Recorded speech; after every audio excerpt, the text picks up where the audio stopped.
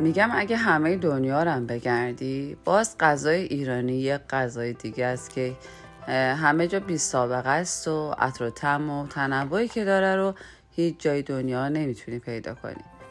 از انواع کباباش بگی تا غذاهای سنتی و انواع خورشتاش و خلاصه به نظر من غذاهای ایرانی رو هیچ جای دنیا نمیتونی پیدا کنی. اصلا دستپخت ما حرف نداره. یکم واسه خودمون نوشابه باز کنیم. حالا بریم با همدیگه یه مرغ دودی خوشمزه درست کنیم که فوق‌العاده است و خیلی هم راحت و سریع آماده میشه. برای درست کردن این مرغ دودی خوشمزه اول شما زنگوله رو بزنین تا بقیه ویدیوها به شما نشون داده بشه و این ویدیو رو هم تا انتها تماشا کنید. من مرغا رو شستم و کامل خشکشون کردم و پیاز داغ کردم. پیازا رو از توی روغن بر میدارم و تو همون تابه مرغا رو میذارم تا دو طرفش سرخ بشه. همینطور که مرغا در حال سرخ شدنه سس مایونز رو با کمی آب گرم و نمک و فلفل قرمز و فلفل سیاه و زعفران ترکیب میکنم و به مرغم اضافه میکنم. از اینکه این ویدیو رو برای تماشا انتخاب کردین ممنونم. لطفاً لایک کنین تا انتهای ویدیو همراه هم باشین و اگر این ویدیو رو دوست داشتین برای دوستاتونم بفرستید و سابسکرایب کنین تا بقیه ویدیوهای خوشمزه به شما نشون داده بشه. وقتی مرغا دو طرفش کامل سرخ شد، حالا پیازا رو که سرخ کردیم و از توی تابه در آوردیم دوباره به تابه اضافه میکنیم و بعد اون سس خوشمزه رو که آماده کردیم روی مرغامون میریزیم و اجازه میدیم 1 ساعتی بپزه تا کامل مرغا پخته بشه.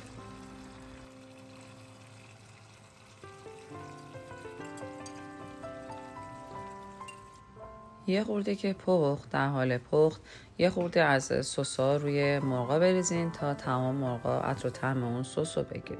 حالا بریم با برنج ایرانی یه غذای خوشمزه و یک برنج قالبی در بیاریم. من اینجا 4 تا پیمان برنج رو خیس کردم، بهش شستمش و بهش نمک و روغن اضافه میکنم و میذارم تو قابلمه تفلون یا نچسب که برنج قالبی و خوشمزه‌ای در بیاد که کنار غذا خیلی خوشگل میشه.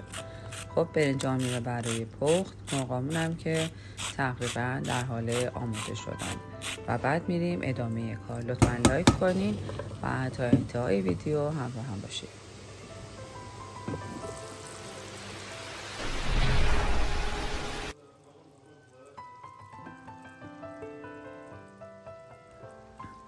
و حالا میریم قسمت هیجان انگیزش. زغال کبابی رو بردارین روی آتیش بذارین تا کاملا سرخ بشه و زغالا کاملا شعله ور بشه و من اینجا از یه فویل استفاده کردم.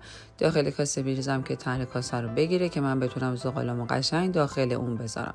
شما میتونین با همین فویل بذارین، میتونین مثل من دوباره برش گردونین تو ظرف که اینجوری ظرفتون هم سیاه نشه.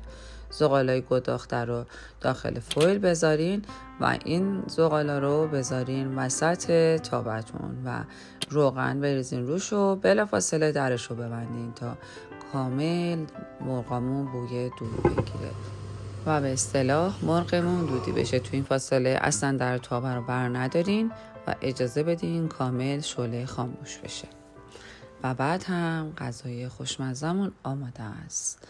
فوق‌العاده عالیه، فوق‌العاده خوش‌طعم و دلپذیره.